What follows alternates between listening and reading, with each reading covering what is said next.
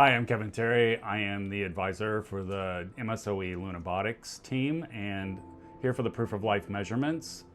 We had 145 centimeter length, a 74 centimeter height,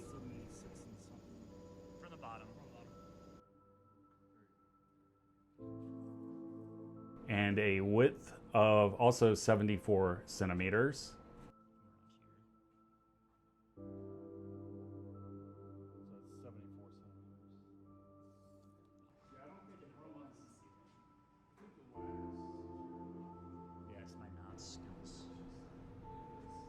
Our weight came in at 74.2 kilograms, and the diameter of the e-stop button is 55 millimeters.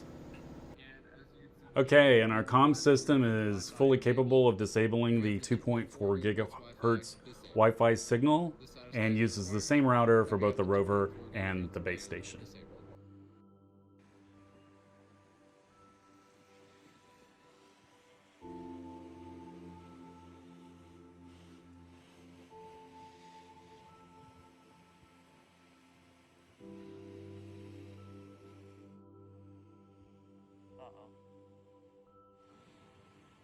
Yeah, so I'm the president of the team this year, so I'm responsible for just making sure that the team stays in good standing with the school as well as the competition, making sure all the forms get filled out, that type of thing. And then also just leading the team and running all the team meetings and just keeping the team organized.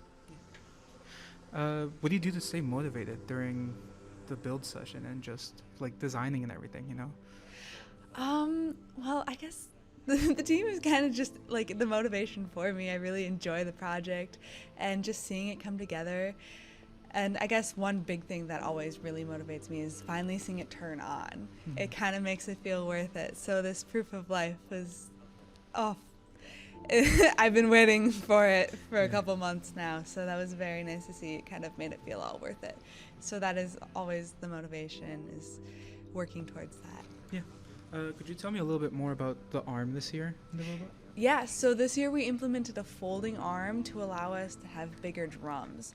So last year, our drums were as large as they could be on the rover while staying in the bounding box. So to allow for a larger capacity to get more regolith per cycle, we decided to fold the arms. So they start in a folded position, and then when the round starts, we spin the drums and the lanyard that holds them up detaches and retracts back, and then they fall down, and then we have larger drums that extend outside of the bounding box. Sounds good.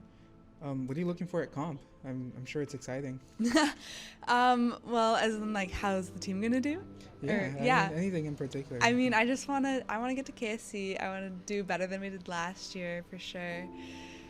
Top 5 would be nice, I guess. But yeah, I just want to see our rover run. I'm a little bit worried about getting stuck. We've had problems with that in the past. We did switch to passive wheels this year for the center 2 wheels. I'm a little bit worried about how that is going to reflect in our mobility, but it did give us a lot of weight savings. So there's a bit of a payoff there. So I'm a little curious to see how that works. We haven't gotten as much testing as I would have liked. Yeah. I mean, this kind of goes into what keeps you motivated, but what's your favorite part of the team? Favorite part of the team? Seeing everyone work together, and then kind of just like the excitement that happens when we have a big thing happen, like proof of life. Finally turning it on for the first time, it working way better than any of us could have hoped. And really just seeing everyone overcome so many things in these last couple weeks. We've had a lot of setbacks, but here we are, so it's working. And how did testing change any of your original plans for this year? Yeah, so with testing, a couple things changed. We had a couple different designs for the drums, and with testing we figured out that the 13-inch was going to be a lot better than our old design. And then also we decided to add chamfers to the sides of the wheels based on tests that we did with that. I believe we did a 45-degree angle instead of, we were looking at like a 60-degree before, and we ended up changing to a 45.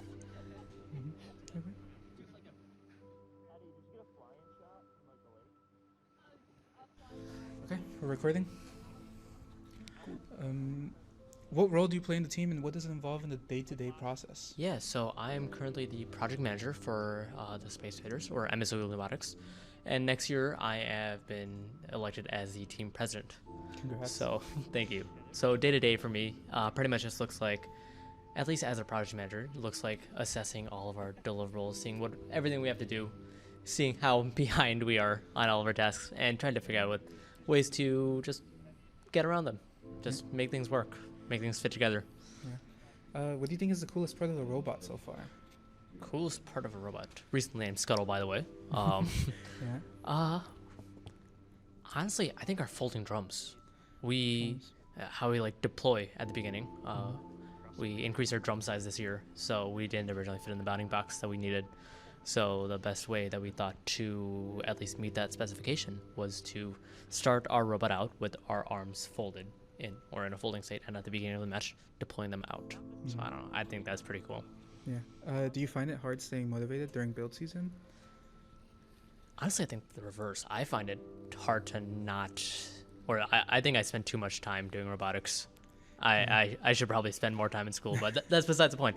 Yeah. I don't know. I love this club, so that's why I'm here now. Yeah. Going back to the bot, say you had like unlimited budget, unlimited time, what would be your dream thing to do on the bot?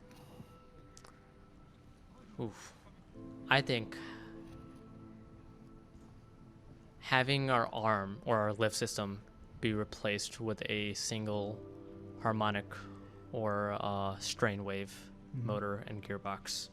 I think because those are insanely expensive and hard to design, but I saw those from day one. And I think it would be great if we were able to implement something like that. Yeah. What are you looking for at comp? I know you're heading down this year as well. Oh, yeah. Honestly, there's a lot. Obviously, being in Florida, being in the warm weather, away from this 50-degree weather that we're having right now. But being able to just figure out what all the other teams are doing, what they've done with the year, and where they decided the best directions to go would be for their robots, and how they ended up there. And even just trying to talk to everyone, seeing what everyone's up to. Yeah.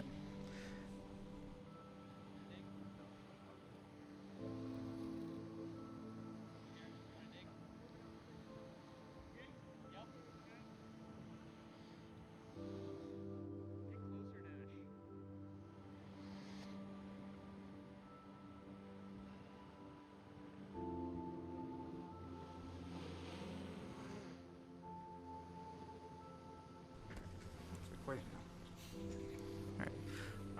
What role do you play on the team, and what does it involve in the day-to-day process? So this past year I've served as the secretary. Moving forward, I'm going to be the vice president. I've also been kind of in charge of the drive team for mechanical. As secretary, I did a lot with meetings and attendance and sending out communications to most of the team. Working as kind of like the head of the drive team, I worked a lot with designing our suspension system, wheels, and steering capabilities. Could you tell me a little bit more about this year's wheel? I know it's similar to last year's. Yeah, so this year's wheel is largely similar. We are very happy with the wheel shape overall. It seemed to do a very good job of compressing the regolith and pushing off of it, which allowed us to traverse very well. But we had a couple minor changes that we wanted to make. Primarily we saw with our turning. When we would rotate them, sometimes our wheels would sink in. So we decided to add some chamfers to the corners of our wheels, which we found that when we turn now, the chamfers kind of allow us to lift up over the regolith just a little bit. So instead of just shoving it out of the way and sinking in, we kind of push up over it now, making our turns a little bit smoother than they Okay. were last year. Yeah, what are you looking for at comp this year? I know you're heading down there. Comp, I'm looking for another top 10. I'm looking to go back to KSC. That was a total blast last year.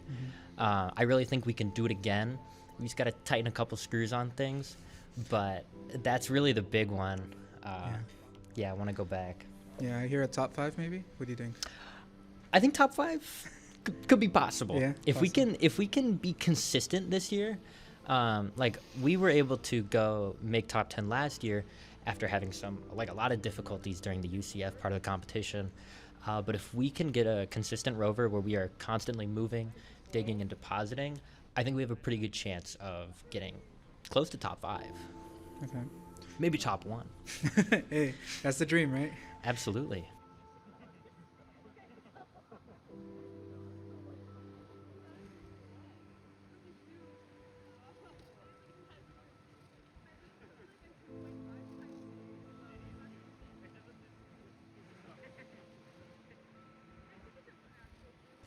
All right, we're recording.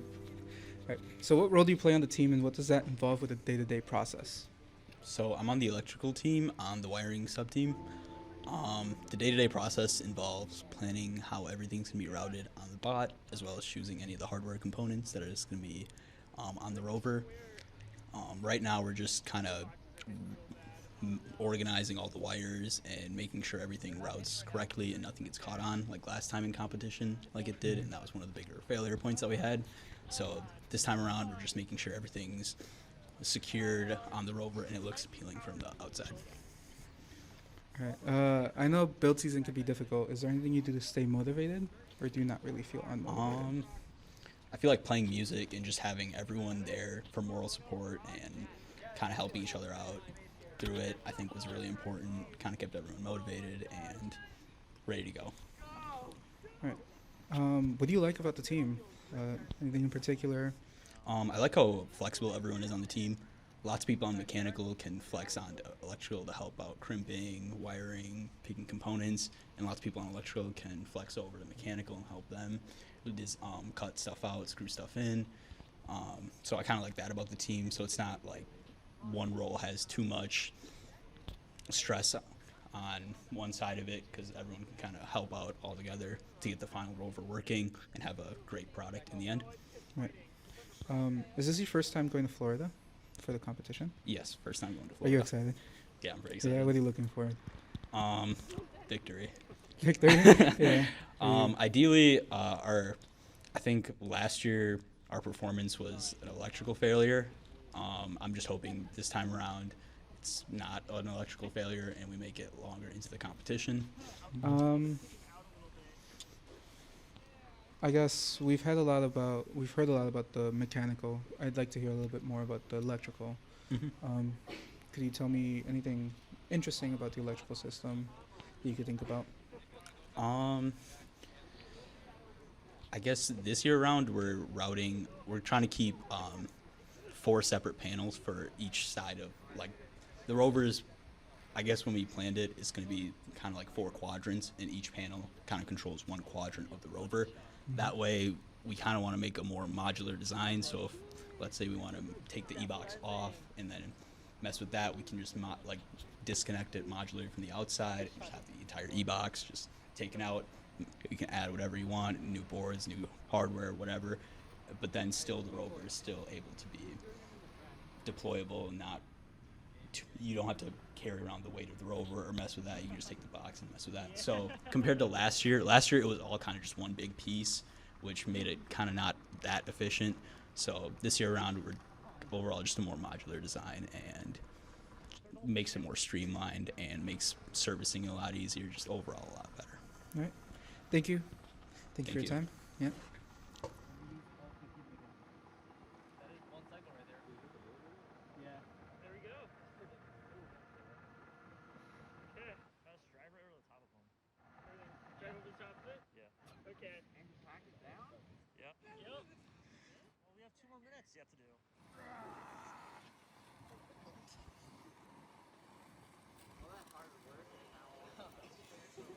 Okay, so to remind anyone who was watching yesterday, your your robot has the 4 corner wheels. It has 6 wheels, but the 4 corner wheels actually steer, and Yes. so they can tilt in and then spin in place. So what we were seeing yesterday was they were out of sync or completely almost completely turned around. So that what you're saying, I think, is that it wasn't an electrical problem, it wasn't a mechanical or software problem. It was actually resistance of the regolith actually turning those motors to a spot that they shouldn't have been in. A little bit of both. So Okay. that's what exacerbated the problem. We found the root cause actually lies in our logic and how we go through the stepping motors. So instead of actually holding a step until we properly reach it, so the encoder reads back the position that we are actually in, and our code simply goes through in a loop and just keeps going through each step in the motor. The problem is with that, if we skip any steps, so if the shaft doesn't actually spin and we come back around, that's the same thing as stepping in the opposite direction. So we're fighting ourselves. So if a force is strong enough to hold it in place, we actually assist it, which is why we think it does that giant backswing. Gotcha. So we get a big momentary force. It actually adds to it as each time we go through that loop, it's stepping in the wrong direction. It's not enough to keep pushing as it goes through, and it hits here and it goes back. And we're actually adding to that force is what we think is the issue. Okay. So Okay. it back swings until it can catch back up with itself. All right. We went pretty deep there, and I didn't intend to go that deep, but that's okay because.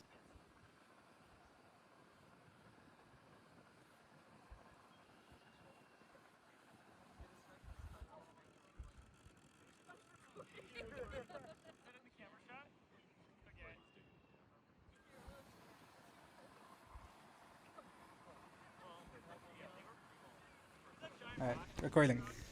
All right, so what are you looking forward at comp this year? What I'm looking forward to is victory. Right.